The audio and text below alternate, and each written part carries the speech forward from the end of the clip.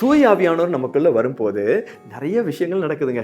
அதில் 3 விஷயத்தை மட்டும் இந்த பதிவில் நான் உங்களுக்கு சொல்கிறேன். முதலாவதாக யோவான் 16ஆம் அதிகாரம் 8வது வசனம், அவர் வந்து பாவம், நீதி, தீர்ப்பு ஆகியவை பற்றி உலகினர் கொண்டுள்ள கருத்துக்கள் தவறானவை என எடுத்து காட்டுவார். அப்படின்னா நம்ம செய்கிறதுல எது பாவங்கிறது நமக்கே தெரியறதில்லைங்க.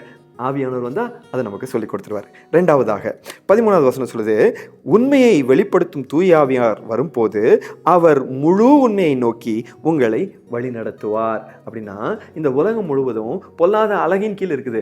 அந்த அழகை பொய்க்கு தந்தையாக இருக்கிறான். அதனால நிறைய பொய்யை நம்ம நம்பிட்டு இருக்கிறோம். தூய ஆவியானவர் வந்தால் அந்த பொய்யில் எதெல்லாம் பொய், எவ்வளோ பெரிய பொய் அப்படிங்கிறத நமக்கு சொல்லிக் கொடுப்பார். 3வது ஒரு விஷயத்தை சொல்கிறேன் பாருங்க.